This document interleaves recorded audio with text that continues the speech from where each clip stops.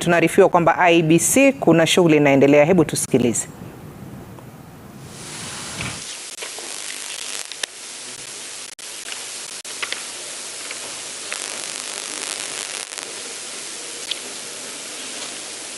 Chuka Igamba Ng'ombe, Tharaka Nithi County.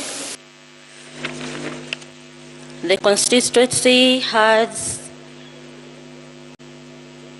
total registered voters 84,708, total valid votes 58,806, rejected ballots 306, Odinga Raila 5,249, Ruto William 53,038, Wahiga David 173, Wajakoya George 346. Nyatike constituency, total registered voters 73,432, total valid votes 55,443, rejected ballots 139, Odinga Raila 54,894, Ruto William 458, Wahiga David 17, Wajakoya George 74.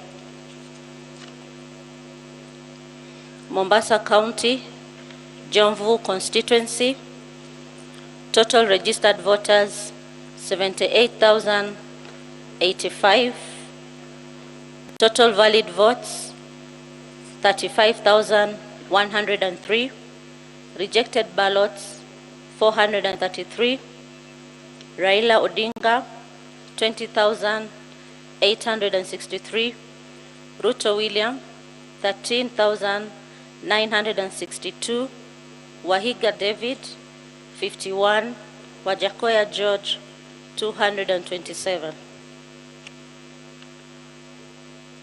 Bungoma County, Webuye West constituency, total registered voters 58,632, total valid votes 36,464, rejected ballots 633, Odinga Raila 10,928, Ruto William 25,057, Wahiga David 251, Wajakoya George 228. Nairobi City, Dagoretti South, total registered voters 114,930, valid votes 67,625, rejected ballot 782, Odinga Raila 26,947, Ruto William 40,120, Wahiga David 230, Wajakoya George 328.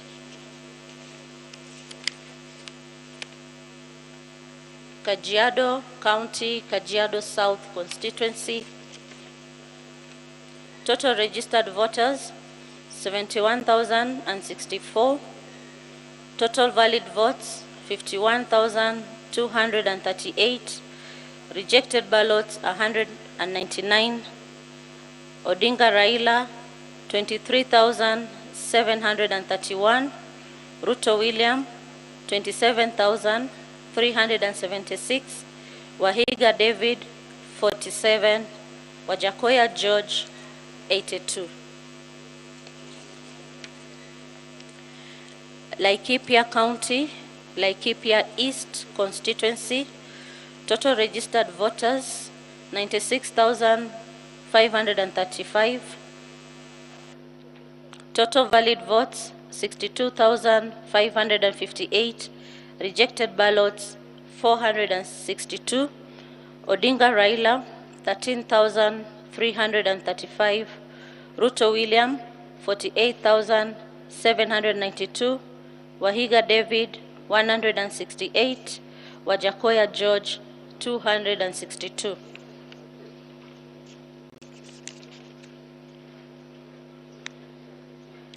Cherangany constituency, total registered voters 91,830, total valid votes 62,620, rejected ballots 434, Odinga Raila 27,314, Ruto William 35,053, Wahiga David 89, Wajakoya George 164. Mombasa County, Changamwe constituency, total registered voters 93,561, total valid votes 43,594, rejected ballots 435, Odinga Raila 24,237, Ruto William 19,098, Wahiga David 73, Wajakoya George 186.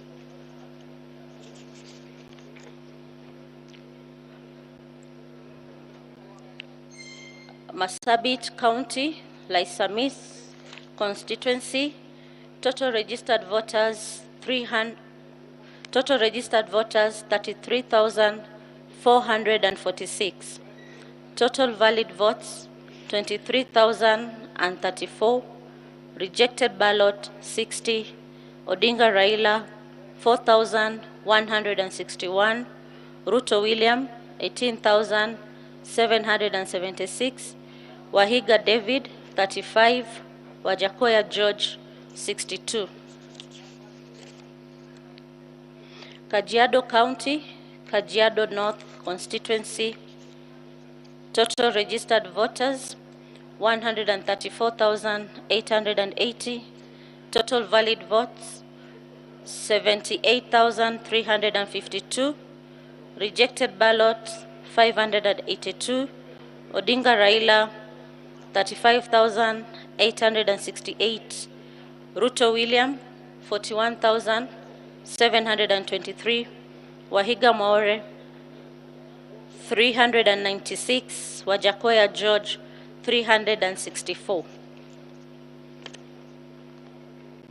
Turkana County, Turkana West constituency, total registered voters 42,673, total valid votes 26,684, rejected ballots 105, Odinga Raila 17,258, Ruto William 9,298, Wahiga David 43, Wajakoya George 85.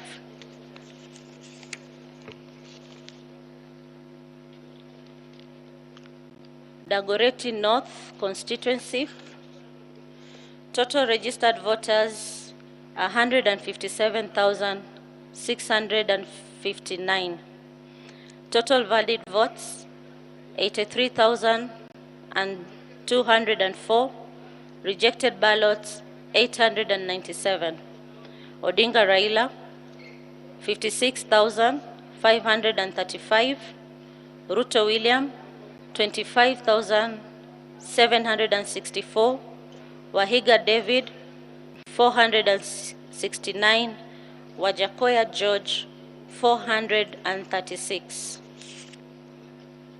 Busia County, Teso South constituency,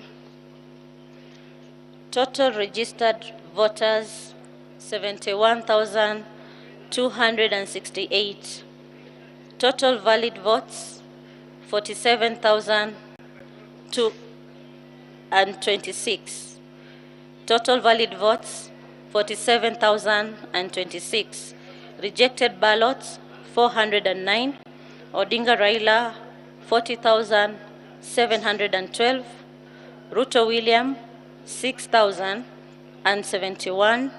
Wahiga David, 80. Wajakoya George, 163.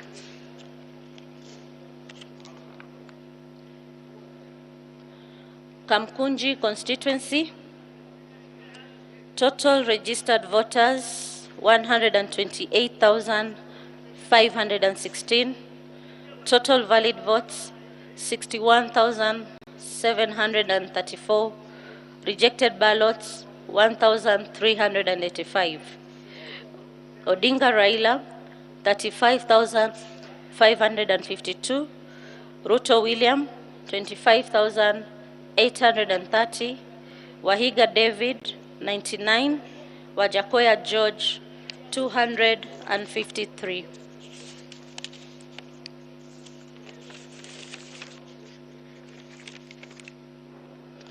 Migori County, Rongo constituency,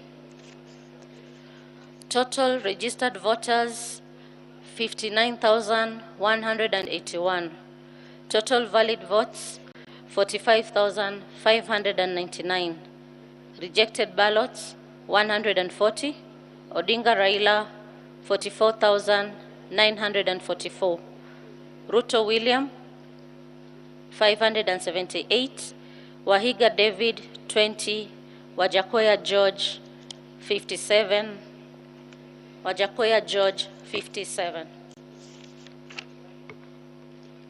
Bungoma County, Mount Elgon constituency, total registered voters 76,159, total valid votes 54,603, rejected ballots 540, Odinga Raila 5,647, Ruto William 48,659, Wahiga David 148, Wajakoya George 149. Bomet County, Bomet East constituency, total registered voters 63,661, total valid votes 49,901, rejected votes 259.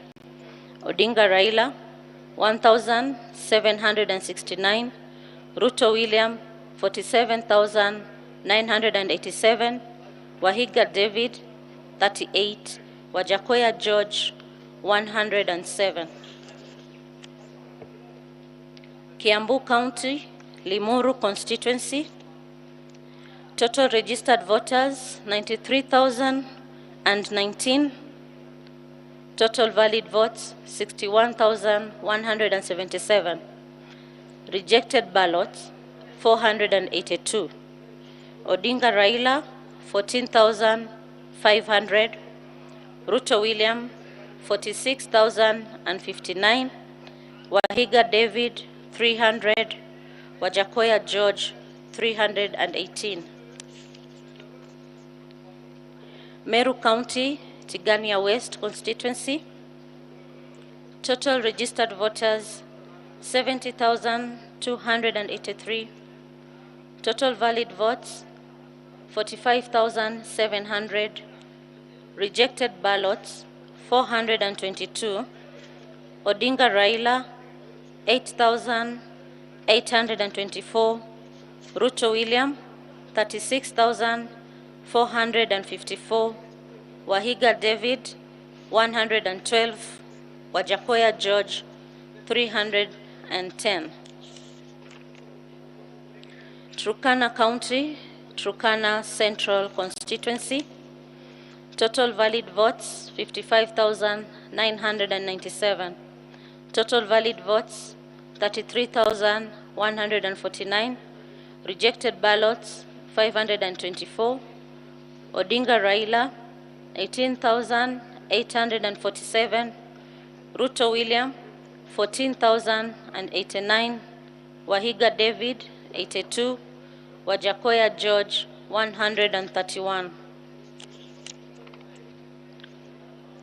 Turkana County, Turkana East Constituency. Total registered voters 20,000. Total valid votes 12,498. Rejected ballots 76.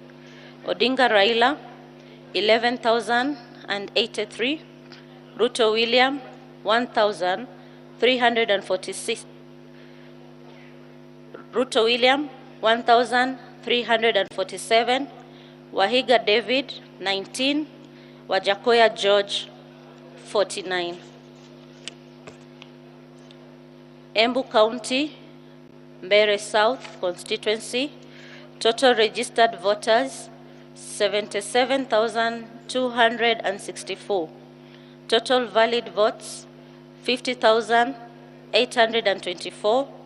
Rejected ballots 458. Odinga Raila 14,010. Ruto William 36,371. Wahiga David 139. Wajakoya George 304.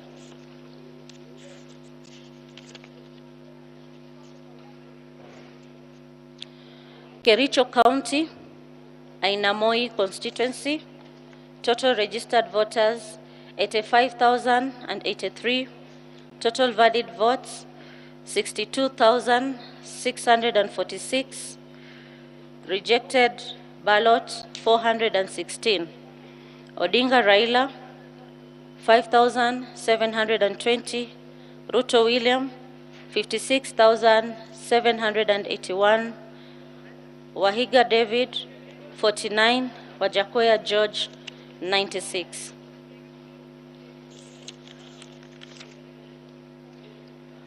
Meru County, Igambe North Constituency.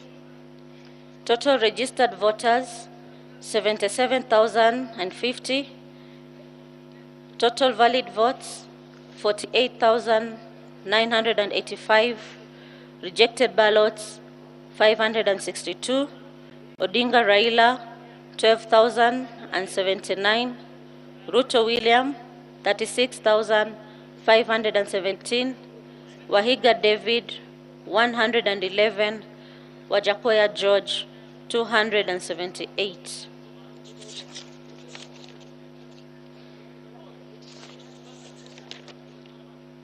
Bungoma County, Sirisia Constituency. Total registered voters 48,717. Total valid votes 29,443. Rejected ballots 396. Odinga Raila 11,882. Ruto William 17,275. Wahiga David 120. Wajakoya George 166.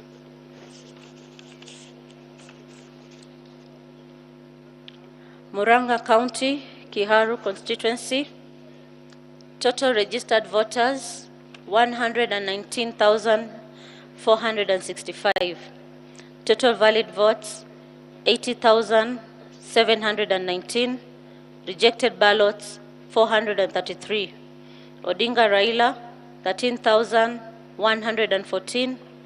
Ruto William 66,939. Wahiga David 283. Wajakoya George 383. Lamu County, Lamu West Constituency. Total registered voters 59,421. Total valid votes 35,367. Rejected ballots 451. Odinga Raila 16,596.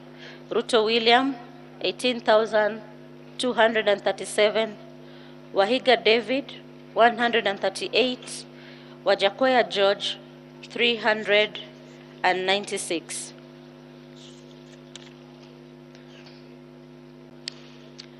Kirinyaga County, Moya Constituency.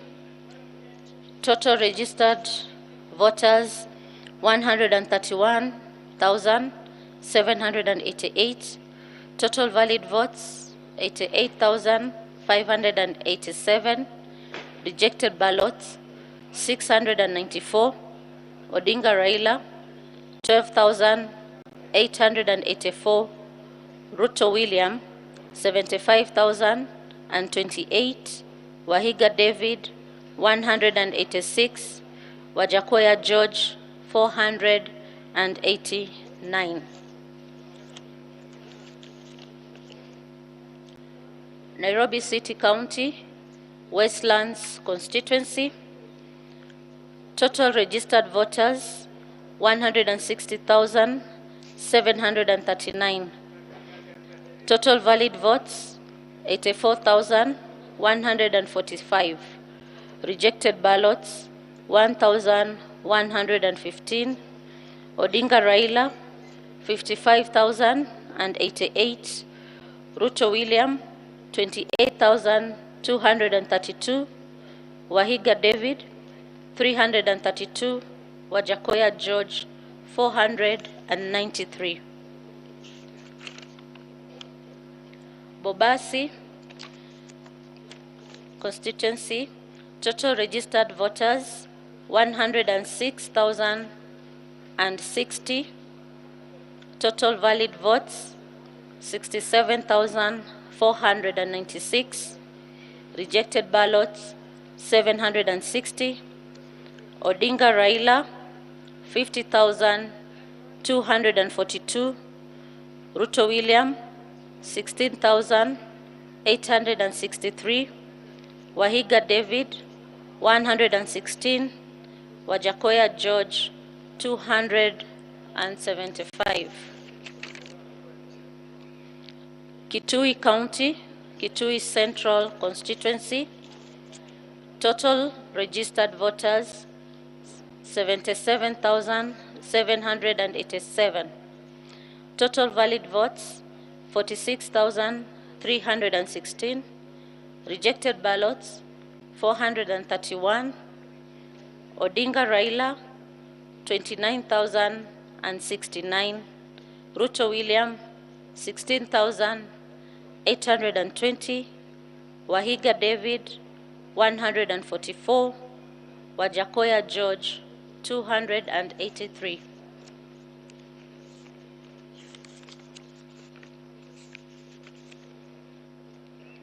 Kiambu County, Juja Constituency. Total registered voters 134,638. Total valid votes 86,256. Rejected ballots 462. Odinga Raila 32,197. Ruto William 62,208. Wahiga David 353. Wajakoya George 498.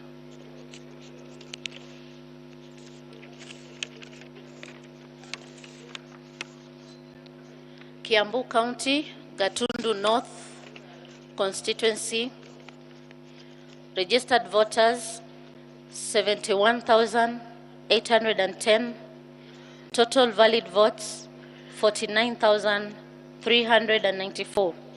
Rejected ballots 431. Odinga Raila 8,745.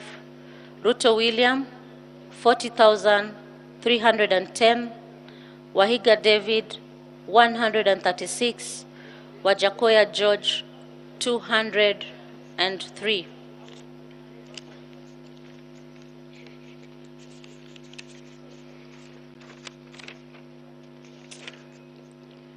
Makueni County, Kilome Constituency. Total registered voters 59,178. Total valid votes 35,504. Rejected ballots 240. Odinga Raila 28,166. Ruto William 7,023. Wahiga David, 82. Wajakoya George, 233.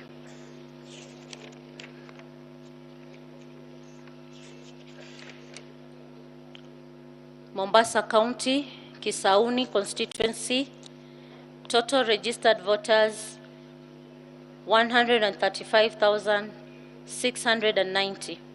Total valid votes 57,643.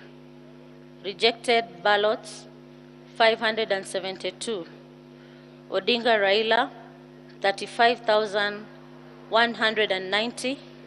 Ruto William 21,877. Wahiga David 125. Wajakoya George 451.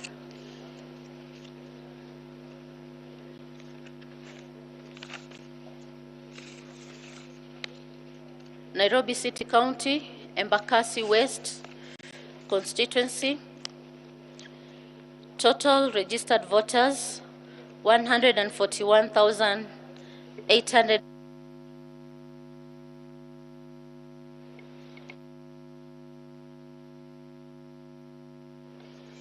Total registered voters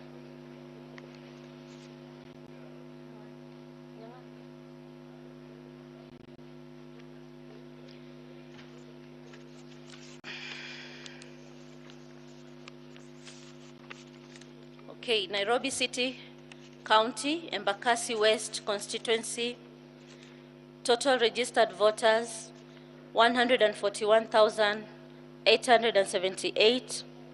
Total valid votes 81,215. Rejected ballots 467. Odinga Raila 45,546. Ruto William 34,950. Wahiga David 290. Wajakoya George 426.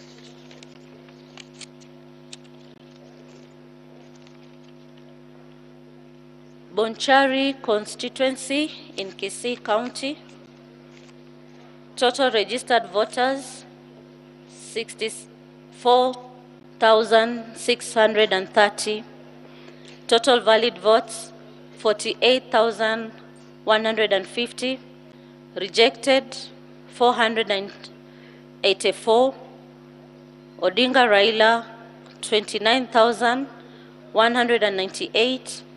Ruto William 12,706.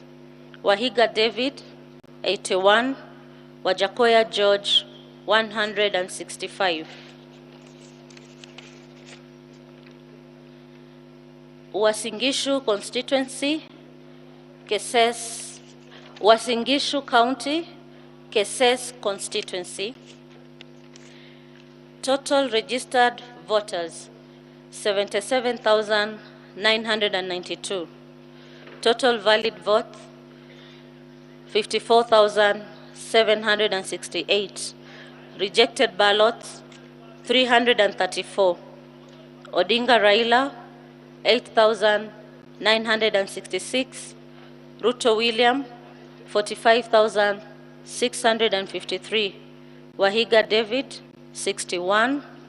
Wajakoya George 88.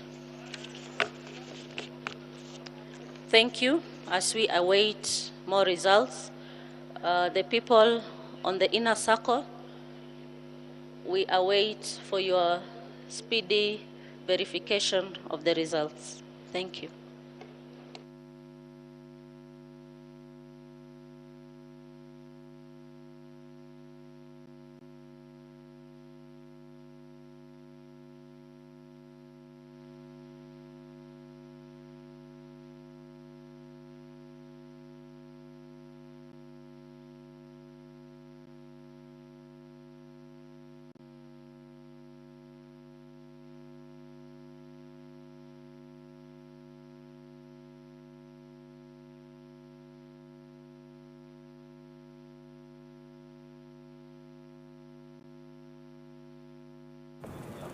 All right, IEBC Vice Chairperson there, Juliana Cherera, giving the confirmed tally of Form 34As. I believe this is the largest batch of constituencies that she's talked about. Mwana, 39 of them, bringing the number of total verified to 172 constituencies, meaning they have about 119 to go. The 39 are quite a number of them, from Keses to Bonchari, Embakasi West, Kisauni, Kilome, Gitundu North, Juja, Kitui Central, Bobasi.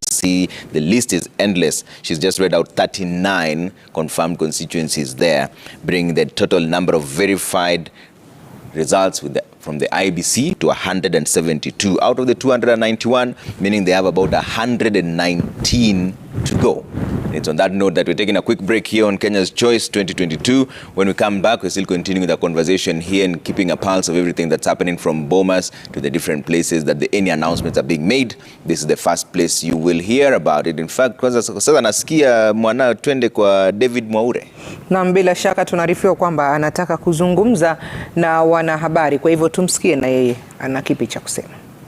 Concede defeat in the presidential elections in the Republic of Kenya of the year 2022, whose verification is ongoing at Bomas.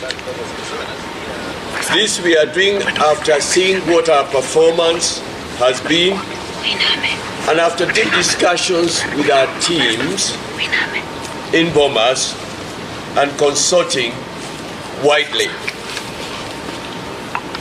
We have also with our team been following the ongoing exercise at Bomas and indicate that the figures there are and have consistently and undoubtedly been in favor of His Excellency Dr. William Samoei Ruto, the current serving Deputy President of the Republic of Kenya. We have also with our team been following the activities taking place in Bomas and point out that there appears a well choreographed plan to interfere with the verification process and the results. And we call for a stop to this.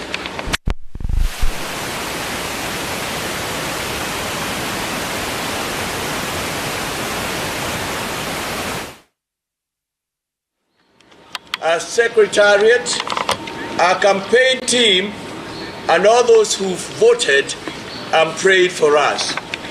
They did not just pray.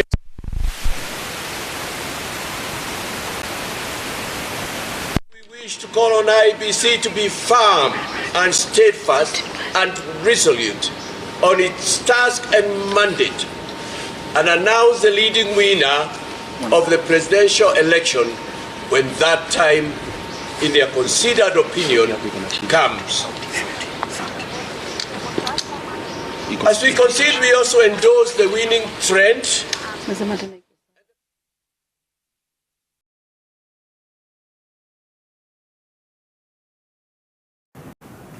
All right, a live concession speech there from David Mwaure Wahiga of the Agano Party, saying that they are conceding defeat, having seen that the tally is heading against them. It's also said that the figures are consistently heading against them. Therefore, that's the reason why they have conceded defeat, and they're also asking the IEBC to remain steadfast and firm in that process. Earlier on, we had seen Juliana Cherera, the vice chairperson of IEBC, speaking about 39 constituencies that they've now confirmed, bringing the number of confirmed constituencies to 172, meaning now they have only about 119 to counter check. Remember, at all times, it is the IEBC's mandate to announce the winners. But we were talking about concession earlier on. We've seen the first presidential candidate concede before the tallying is even done. Is this an indicator of a free and fair process, like we were mentioning earlier on? I think it might not be safe to say that it is an indication of a free and fair process, but it is something to be applauded, and it is something that we should encourage. Hold that thought. I believe there's another update from the IEBC, and Juliana Cherera is currently speaking. Let's listen to what she has to say. 653, Wahiga David, 61, Wajakoya George, 88.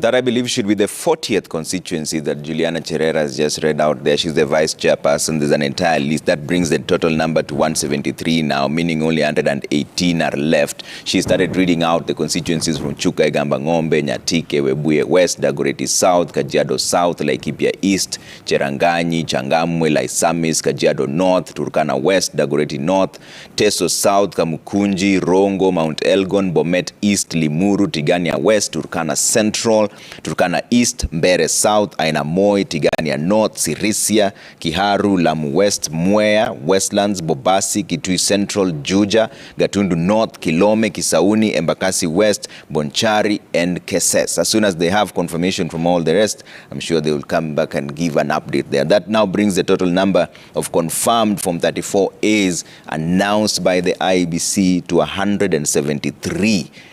They're still waiting for 291 is the target. So if you subtract that quick math, 118 are yet to go. And they were sorry for interrupting you earlier on. These things are happening in real time, so sometimes we cross over there. You're saying that it's not an indication of a free and fair process, but it's a start, right? Yes, it's actually an indication of political maturity. Of course, then the question then becomes that we look forward to actually the real protagonists in this race, and in the presidential race we only had two. The numbers of the other two presidential contenders in terms of what has come out so far is such that there is an extremely huge margin that the concession therefore doesn't have the kind of effect that you would have where the person conceding is the one who has actually garnered the next highest votes to the person who has won. Okay. Yeah. And earlier on, before that concession speech, in fact, I think Juliana Cherera is added as another update. Let's listen. 64,630. Total valid votes, 42,150.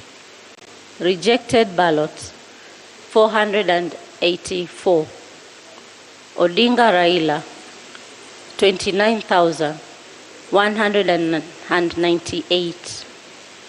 Ruto William, 12,706. Wahiga David, 81. Wajakoya George, 165.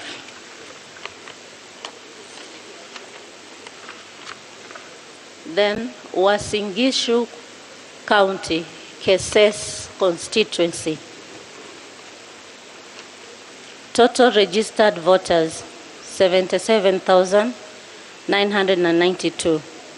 Total valid votes, 54,768.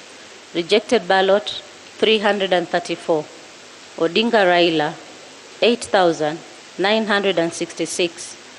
Ruto William, 45,653. Wahiga David, 61. Wajakoya George, 88.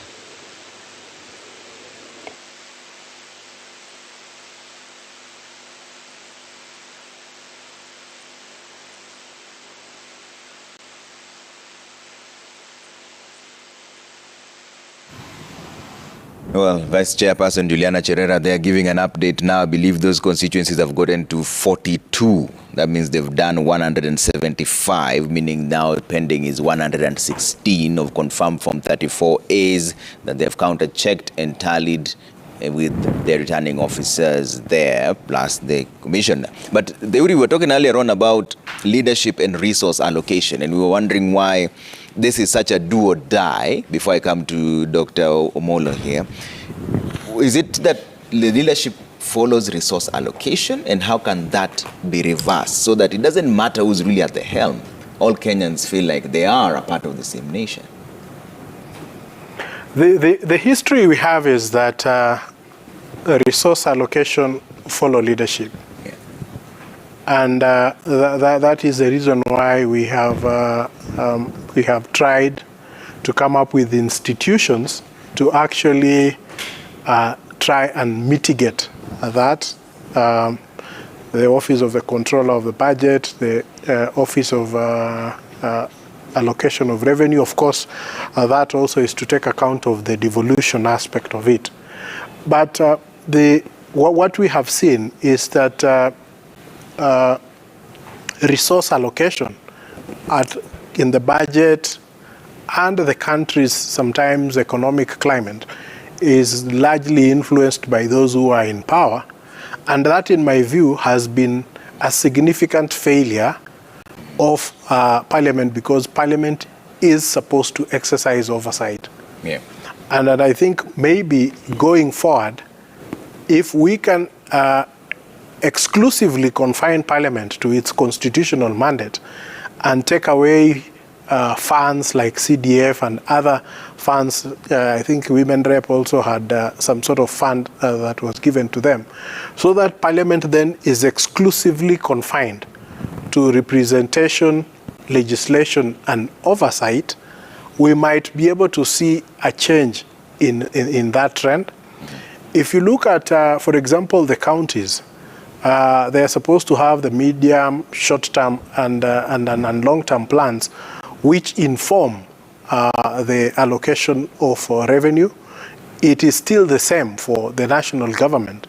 But at that particular time, there isn't enough and a qualitative public participation to ensure that then the policies, the economic policies that the government and also the counties are adopting are not skewed in favor of those who are in office politically. So I think it is a history that we are moving away from, but we need to do much better. And then perhaps this is also a space which needs to be occupied more by active players in the civil society, so that then we are able to build a critical mass that is able to interrogate those development plans to ensure that our resources are put at a place where the greatest beneficiary is the mwananchi. Yeah. Dr. Molo, what are we missing here in terms of resource allocation, which there's a perception that it follows the leadership? Whoever the leader of the country is, most resources head towards that side. Hence the reason why the political contest is such a do or die. I think this has been a problem even when we were making the 2010 constitution, is that there's so much powers within the presidency. And even when we saw the BBI, it also had some gaps within it, but it was actually providing that, you know, you have the winning person, you know, takes the presidency. But what about the losing politician becomes the leader of opposition? But even currently, the leader of opposition does not have any official office, you know, within the current structures. So it's like if you declared, if the winner is declared and you are the opposition, then you and the people who voted for you feel that they're missing out. And also when you look at the public service in Kenya, actually it's been said that it's dominated by maybe the 5 major big tribes or nations within the country. So presidency also determines who become the CS, who become the ministers, who become the ambassadors. So there's still much powers within the presidency. But I think one of the solutions to this is devolved governance. And with the devolved governance, you can even see within the ASAL areas, if you look at places like Turkana, like 15 years ago, they didn't even have direct flights to those areas. They didn't even have proper road infrastructures. But now when you go into those places, you have 2 or 3 flights per day. So basically, devolution is giving specific budgets to counties whereby they can plan with. And, you know, they required that after every election, they develop county investment development plans, whereby this allows them to have a budget within the country and to specify within which sectors they're going to spend that money. So at the moment, if our structures remain the same, I think one of the areas we really need to focus on is that how can we strengthen our devolved governance system? But at the same time, the situation cannot remain the same. In the next move to, you know, to change the constitution, I think, presidency is an area that really need to be looked up. And when you talk about the civil society, that, the civil society can agitate change, we've seen a lot of people from the civil society moving into politics, and some of them are senators, they're politicians, and once they move into the government, then they are weakened and they cannot speak up. So we also need to strengthen our civil society like we had it 10 or 15 years ago. Currently, our civil society is very weak. Yeah, but Dr. Molo, you've mentioned something interesting there. This is exactly what devolution was meant to cure, right? But there still seems to be some sort of political hangover with what the national government structure looks like. Is it that the people who have been given the opportunity to drive the devolution agenda in the counties have also failed, therefore the electorate still focus on the national government? I think actually this, we've just had 10 years of devolved governance where we have governors and we have the members of county assembly. And actually when it started, people are really not clear about which role to play. And there are also a high level of corruption which was reported at the county levels. Because if we have corruption at the national level and we don't put the structures well at the county level, then that corruption also goes down to the devolved governance. Because even now I was telling someone like, okay, fine. At the national government level, you can even find that the procurement system is dominated by just few business people. So when you have devolved governance, you'll have the youth and local business people also having access to procurement, and they're using that money locally. But they tell me, no, when you go to the counties, actually still the governors and his friends are the ones having access to this procurement facilities and everything. So unless you work on corruption, both national and the county levels. And also we still need civic education so that we know very clearly that what does county government has to deliver for us. Sometimes even if you're at the county level, you have a bad road, but you ask yourself, who's supposed to really repair this road? People are still confused. This is a national government road, and for example, this is a local government road. So there needs to be much more clarity, there needs to be more civic education, and we also need to put our governors and at the county levels accountable to the people. Yeah, is that the lack of accountability that is causing all this focus on the national government? Because at the county level, there's the CIDP, which is the County Integrated Development Plan. Ideally, the people in the county should take part in coming up with that, which ideally should focus on their issues down there. Therefore, not so much focus should be on how the national government looks like. Is it just the lack of accountability that has derailed everybody to believe everything starts and stops with the national government? No, not quite that. As you're saying, our constitution is 10 years old. We've only had 2 sets of county governments. You're now moving to the third one. But so there is that, of course, tradition and legacy and reverence for the national government, which still controls significant resources as it is. But secondly, and unfortunately, we seem to have devolved all our bad habits to the counties. And that's, I think, where the problem is. The hope of the country when we were promulgating the Constitution is that over time, the leadership that will ascend to the national office will be coming from the counties, so that we will be looking at your track record as a performance as a governor for purposes of qualification or suitability to run the country. We're still a far cry from there because we are not yet at the point where some of the governors are now vying for the leadership of this country. Perhaps maybe in the next cycle or 2, then that can come in.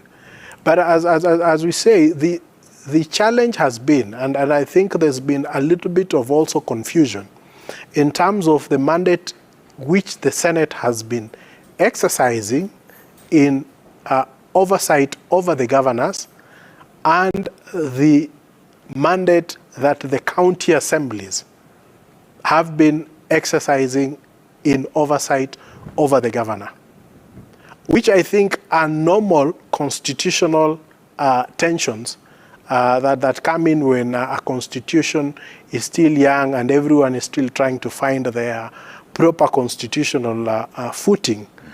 But my concern has been at the level of representation, actually in the county assemblies. Yeah. We seem to have relegated the place of the county assembly over, for example, the place of the member of parliament. So it is at a lower rank.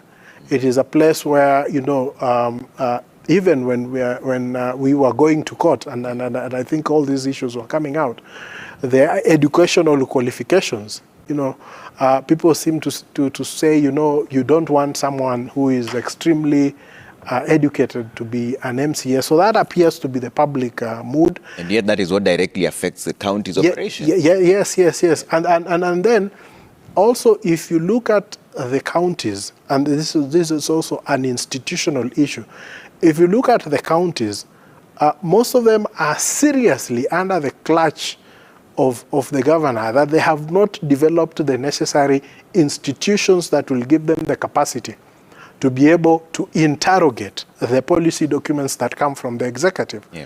If you look at Parliament, for example, it has a very strong back office. The office of the office that is in charge of budget in Parliament is well staffed, well resourced, so they are able to generate sufficient data and research to guide the members of Parliament in the discussions that they're having on complex issues relating to taxation. But when it comes to the county governments, you don't find those kind of structures, and so even when you have members of the assembly, perhaps who are probably not in terms of academic extremely qualified on some of these extremely complicated issues, you know, talking about economics and the flow of money and taxation, because counties have power of taxation. You need a very strong back office that is able to look at a policy document and break it down the way you would break it down for a mwananchi, so that the MCA is able to consume that and understand what it exactly means, so that when they have even those public participation forums, they are able to also educate the members of the public that this is actually what is happening. But our focus has been so much on the resource and how they can control that resource, that we've lost sight of the more important things of ensuring that the resources that are actually devolved to the counties actually work and transform the lives of the members of those respective counties. And just to join in, when you're talking about this county investment development plan, I had the opportunity to work with the Ministry of Devolution and even currently support the National Treasury and Planning. So I looked at all the 47 county investment development plans, and the first time actually counties were just taking one from one county. There was a lot of copy-paste.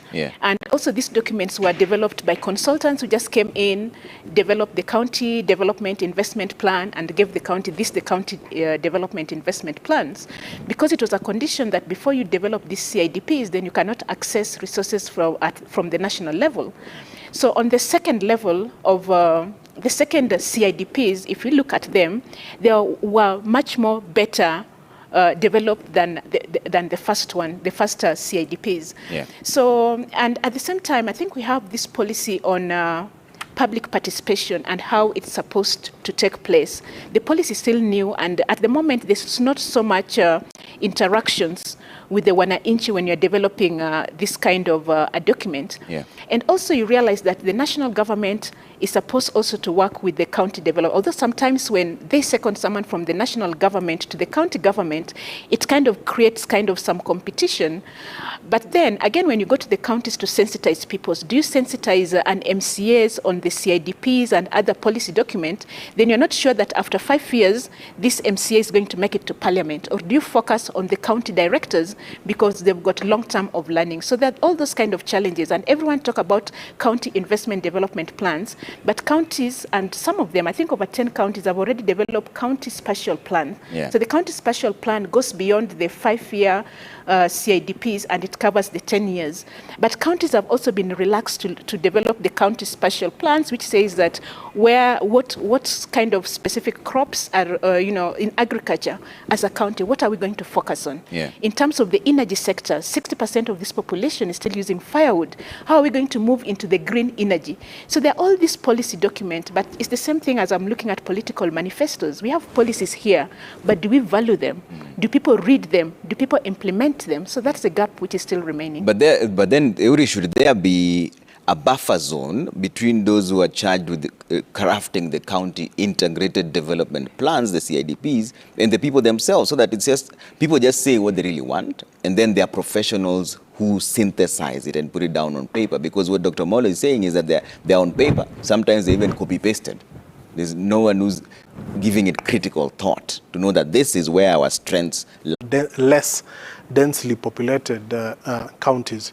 So I think it shouldn't just be left to the Mwananchi per se, but we need to have more actors in those kind of spaces. We need to have a lot of participation from the civil society across most of these counties, because the question of public participation is not so much on the quantity, but it is rather the quality. So you could have a report or a policy document that was prepared that and feedback obtained from a very small clique of people, but it is more qualitative than having it go through the entire county. And remember that members of the public also have different needs depending on the locations where they are. Yeah. And then that is what now brings into focus the other challenge of the political masters, Okay. then determining where you place those resources. Okay, hold that thought for a bit. Mwana, nasikia tunaelekea kwingine sasa ama? Naam, kwa hivi sasa tunataka kuungana na mwanahabari wetu Ben Kirui, manake ametuarifu kwamba Tume ya Haki za Binadamu KHRC pamoja na vuguvugu la Angaza wako tayari kuzungumza na wanahabari. Nadhani wanataka kutoa ujumbe kwa wananchi kuhusiana na mambo yanavyokwenda kufuatia kutolewa kwa matokeo haya ya uchaguzi na hali nzima ilivyo kwa sasa kwa taifa kufuatia uchaguzi ambao tunaendelea kusubiri matokeo yako. Kwa hivyo tuungane moja kwa moja na Ben Kirui, pengine atueleze ni yapi ambayo haswa yanaendelea kwa sasa. Kwako Ben.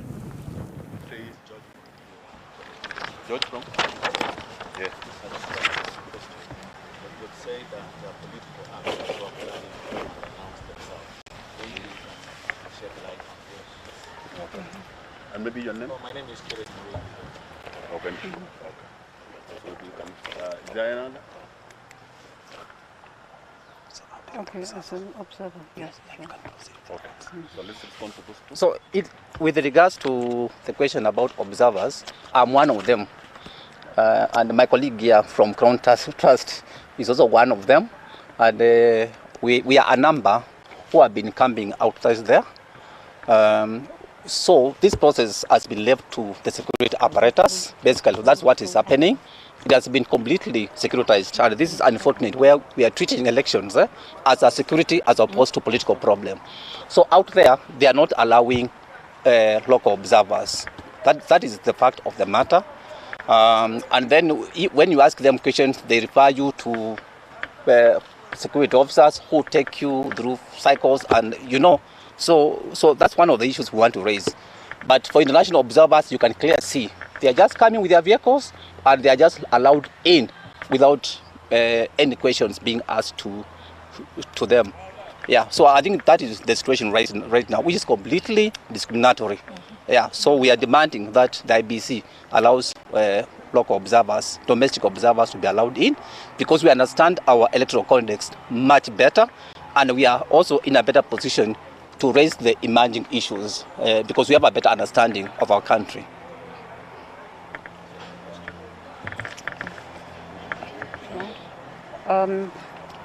Okay, there were a couple of questions. One of them was what I said were the rumors of political actors having certain intentions. Now, a lot of rumors obviously are flying around at a time like this. So without being able to confirm them, we're not going to name names or give particulars. What we're saying to all the political actors is to act in a responsible manner and not try to anticipate the role of the IEBC chairman. My question is on the age discrepancy Yes. you mentioned, and what the next step is if Yeah. the IEBC is not addressing them, and have you probably raised them with the aim of seeking clarification, and if not, we look at Tangazo movement moving to court to probably say that these discrepancies were never addressed? We should say that these people we've listed here have been arrested. Therefore, matters are in course. But it's of great concern that these people who have been arrested are officials of the IEBC. Therefore, the IEBC has not come out to tell us what is going on. They must be transparent about what is going on and what is going on with their staff, because this directly undermines confidence in the results that are being announced by the IEBC if we're hearing that their own personnel, returning officers, presiding officers, deputy presiding officers, are among other things, colluding with external agents to subvert the results of the election. And just to add, this was just an example. There's a big list we are compiling, even for the ones who messed up with elections at different levels. For example, where elections were cancelled, people have to be held responsible, for example, over procurement. So this time around, we are going to be exploring private prosecution, because people have to be privately held to account over these electoral offences. So this is the level to which we want to take this conversation, so that in the future, no one will think about messing up with our elections again. Because we have seen from 2017, there was a lot of mess and there was no one held to account. So we are going to follow these issues up to the end. So then can we say that Chebukati decides to announce the presidential winner either this evening or tomorrow morning? It's an unlawful exercise, looking at the flow just mentioned.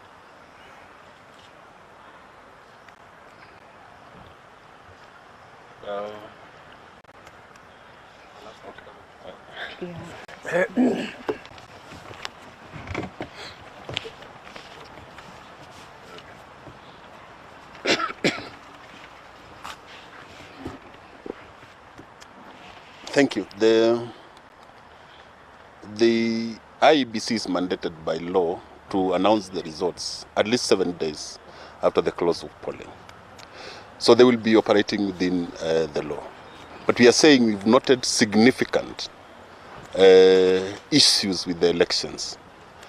And the only way to determine whether they meet the threshold for an illegality or for the elections to be so compromised as not to be free and fair is a legal question. And this is something that we will seek, like Davis has said, adjudication in the courts, both when we are seeking to prosecute the individual people and also the institutions that are responsible for it. Okay? So it is within the law to announce. Actually, Kenyans are anxious, waiting for it to be announced. And the determination of the legality of that election, therefore, is something that will be adjudicated by the courts. So, as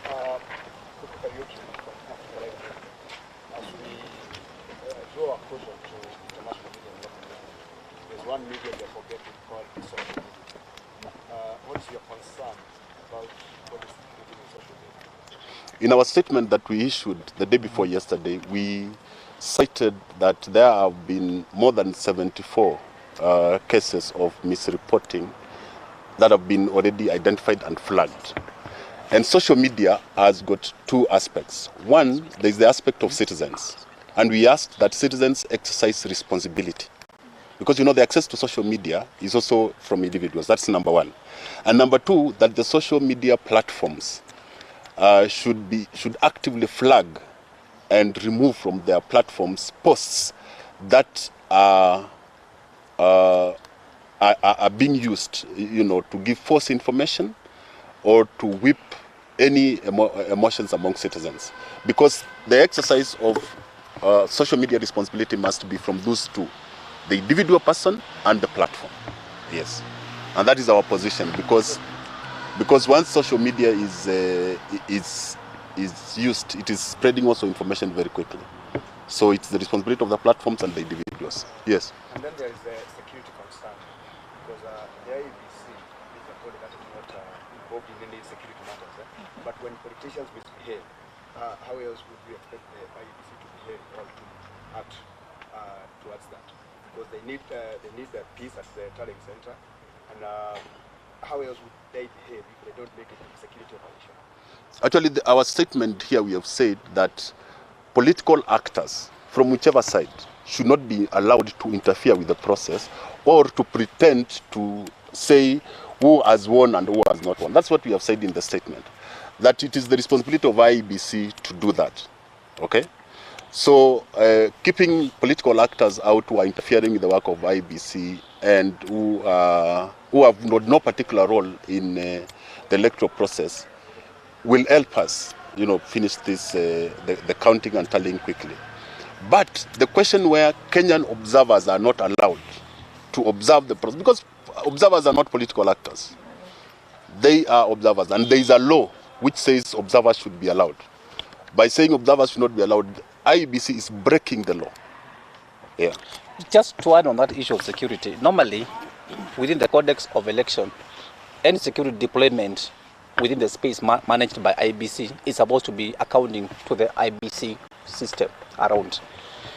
So we are seeing a situation whereby the security now is taking charge of every environment. And you also saw that in a number of polling stations, where even actually I witnessed a situation whereby it is security officers who ask you the first question about where are you going. Actually, like observers, the biggest problem, the major limitation we are getting when we are getting into many polling stations was the security officers. Nam ni Davis Malombe huyo akiwakilisha tume ya haki za binadamu pamoja na viongozi wengine hapo ambao tumewasikia wakitoa lalama zao kuhusiana na shughuli ambayo inaendelea katika ukumbi wa Bomas. Wanasema kwamba wachunguzi wa uchaguzi wa humu nchini hawajapatiwa fursa yao vilivyo kuweza kushiriki katika ule mchakato wa kuchunguza namna shughuli inavyoendelea, na pia wamewatuhumu maafisa wa polisi kwa kutumia mamlaka yao vibaya, na hali hiyo wanasema inawatatiza wao katika kufanya kazi zao katika ule ukumbi wa Bomas. Pia tumeona pale wakitoa wito kwa watu kuweza kujizuia katika kutuma vitu katika mitandao ya kijamii, wakisema kwamba habari ambazo hazijathibitishwa bila shaka zitakuwa ni zenye kuleta taharuki humu nchini. Hapo tumemwona ni Gladwell Otieno, Khalif Khalifa, Davis Malombe na Kawive Wambua ambaye anawakilisha vuguvugu la Inuka. Mtazamaji, tunaendelea tu hapa na kukupasha mengi ambayo yanajiri katika maeneo mbalimbali, lakini kwa sasa tunachukua mapumziko kidogo tu ili tupate ujumbe kutoka upande wa pili, kisha tutarejea pamoja na mwenzangu Trevor Ombi. Vuguvugu sio? Naam. Sawa. Sawa.